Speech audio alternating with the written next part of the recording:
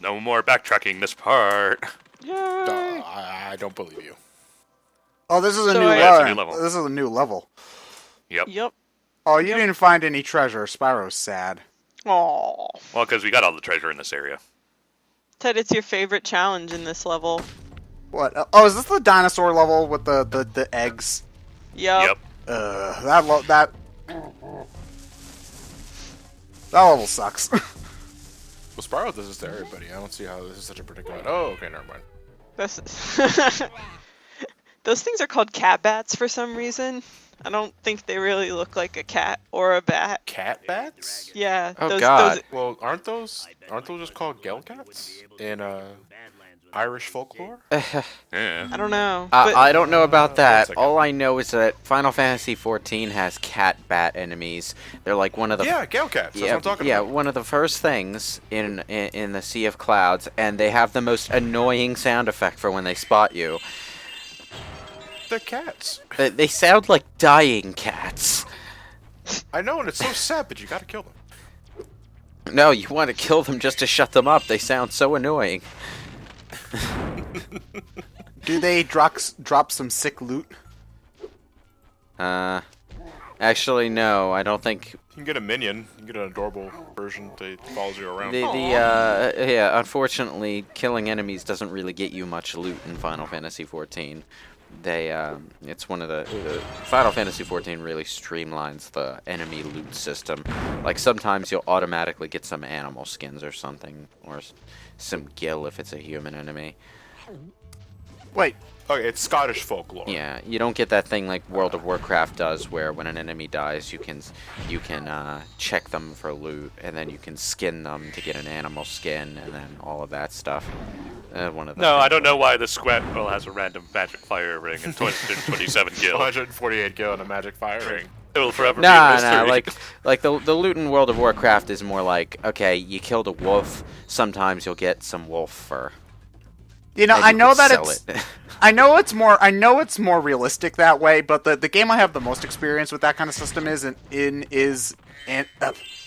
Etrian Odyssey. In Etrian Odyssey, you don't get money from beating enemies. You get drops, but your bag is so tiny that you have to leave like every 20 minutes in order to sell all your shit. That's unfortunately, that's not a good system when combined with super limited inventory.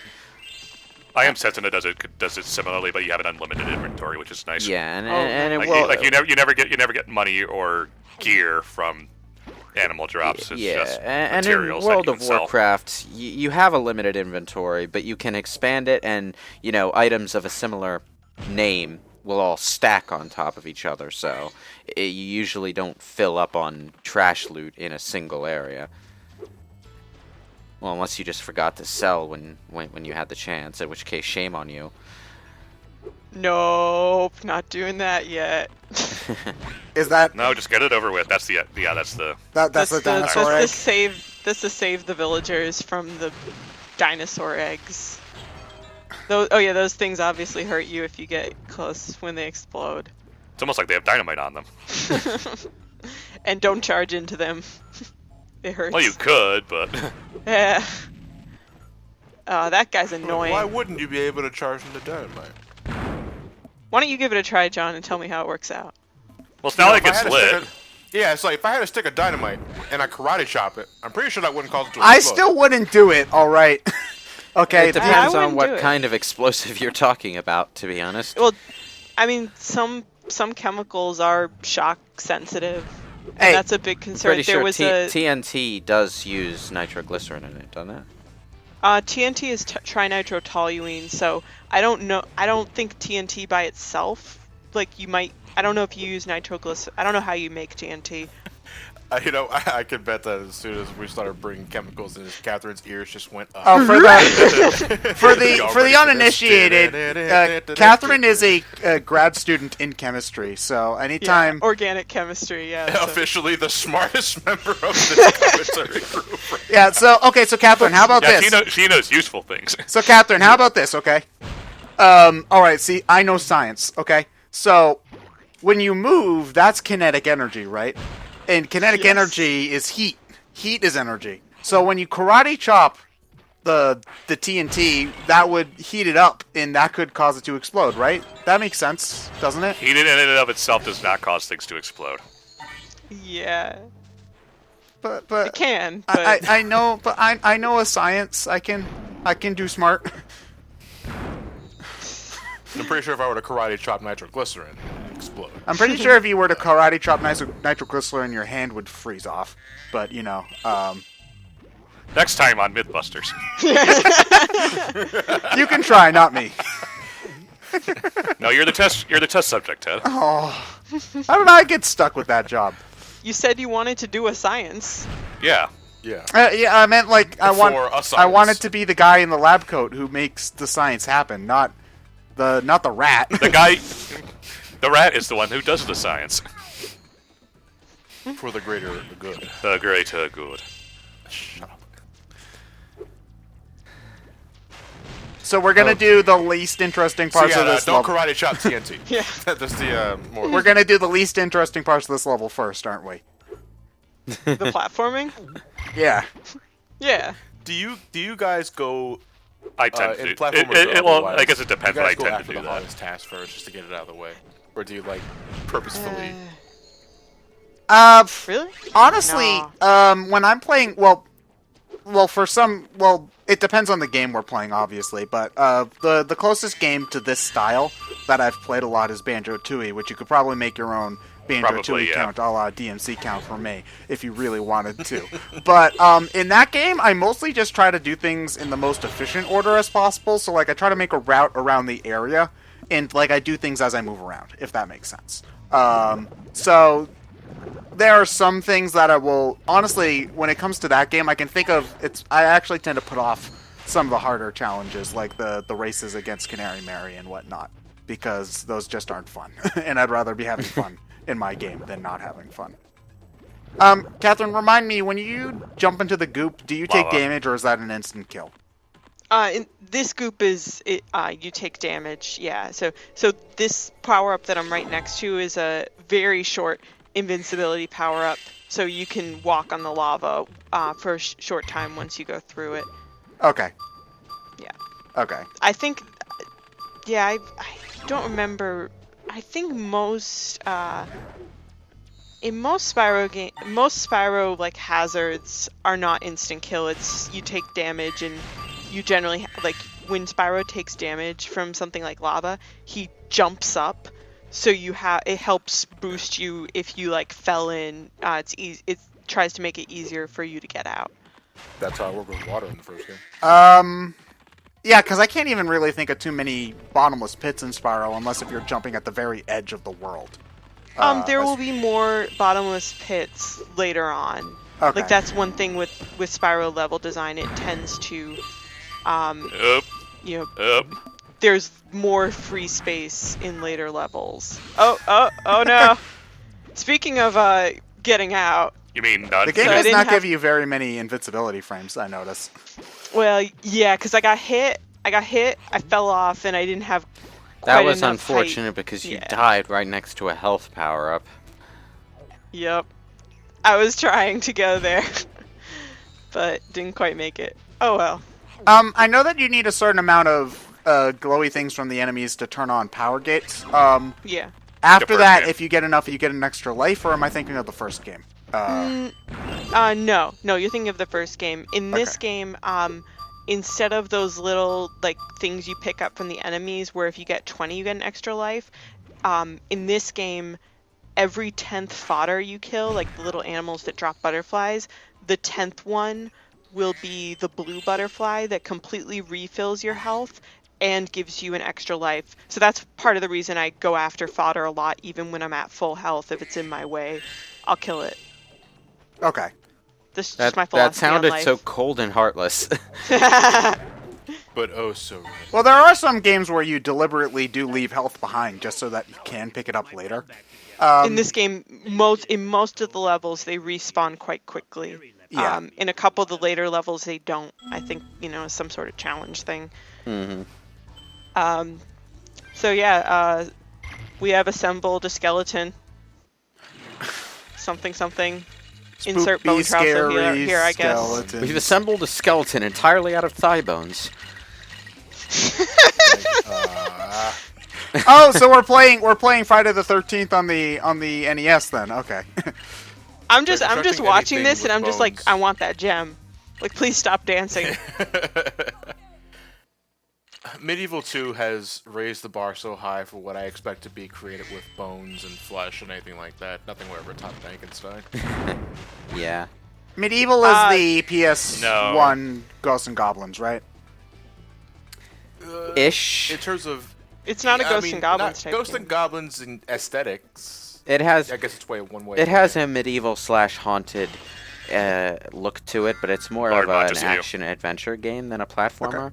What's the 3D Ghosts and Goblins that you're probably thinking about is PlayStation 2 Maximo.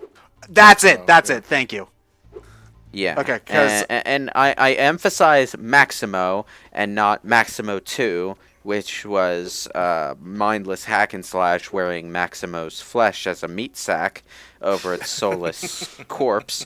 But yeah, So tell me more. it's not a very I rated 8 out of 10. it's not a very fun game. Maximo 1 is a great little challenging, simple platformer action game, whereas Maximo 2 is just your most vanilla PlayStation 2 era hack and slash. But you can do so much better with something like Lord of the Rings: Return of the King and have a more fun time while you're doing it. So, yeah. We're going there now. So when are we gonna get to the goddamn dinosaur eggs? Going those? No, I have to defeat the cat bats first. So this is actually, for some reason, this is a skill point. Killing all 4 of these cat bats, because the cat bats are kind of annoying to kill. The easiest way to hit them is with the rocks, because they fly up higher if you get near them. But they also shoot fireballs at you. So for some reason, killing all 4 of them is a skill point. There's 2 skill points in this level, if I remember correctly. Destroying all the cactuses and killing the cat bat quartet. That's how I know they're called cat bats. How do you know when you get a skill point in this again? A little tune plays, and one of the that was for the cactuses. So the little tune plays and you get an extra life butterfly immediately. It spawns from out of the blue.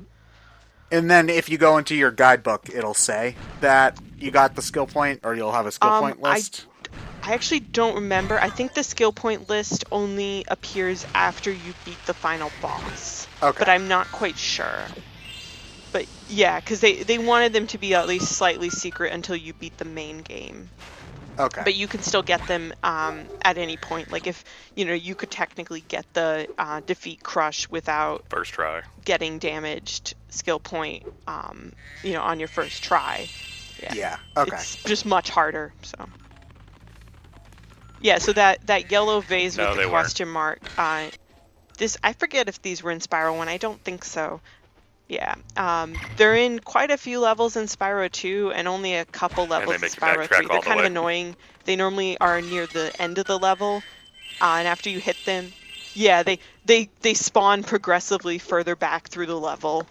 So they're a little weird. Here we go. All right. So I can't get rid of them. I don't Oh, want sorry. why? Can't help you. Okay, dude. Why not just lower the bridge and let your friends escape? I like how that wooden plank bridge is made very transparently of rubber. The There- eggs there's a hatch pattern. so quickly, and are they random or is it a set order? No, it's a set order, but it's just really hard to see them a lot of the time, and the hit detection when you flame breath them can be a little wonky sometimes. So the I like first how one is okay. the way you're supposed to beat these fire lizards is by breathing fire at them. Yeah, your fire's better. Fight fire with fire. 60. Remind me, how many orbs are in the game total? 64. They knew what the better console was. This is the really hard one. I don't remember how many tries it took me. I remember it took Ted a lot of tries to beat this one. Oh, hey, throw me under the bus some more, why don't you, huh? Man. Whoever's in the bus, please back up right now. Go over him twice for good measure. You hurt my soul as much as that bus hurts my intestines. Yeah, this was a few tries in, so I have at least an inkling of which ones spawn first. Ooh, I assume it was a few that was tries close. in. Is there... I can't remember. There is not that same... Whew! There's not nearly as much of a grace period here for the villagers getting eaten as there was for, say, the turtles jumping into the soup pot. Yeah, I've definitely had times where they flip the villager up into the air and catch them in their mouth, and I've had times where I definitely hit them, like right before the villager fell into their mouth, and it still counted as a fail. Which is super annoying. Actually, that's it's something very I like tight. about Pikmin, is that in Pikmin, if say an enemy is eating one of the Pikmin, and you kill the enemy before they swallow, once the enemy dies, the Pikmin will pop out of the enemy's mouth, and they're not counted as dead. Which is cool. That's nice. Excellent. You made it through the Badlands. I knew I'd win that bet. My cousin Gronk is up Huh. to bet against a dragon. Take the shiny thing. Yeah, you normally wouldn't bet against a dragon. Another bone. Another thigh bone. Yeah, but this one's got special. a little feather tied to it, so that means Yeah, that one's fancy. that one's cool. Oh, I love this. This cutscene is great. VCR recording. Come on, buddy, go fetch. Oh. you just ate 6 of my cousins, but you know, that's okay. Also, that camera, if you've ever used any old analog cameras they're- from that time, probably weighs about 300 pounds. It is. And now, to put up YouTube, 6 million views. Please like, rate 5 stars. And that was the day that found video horror movies were invented.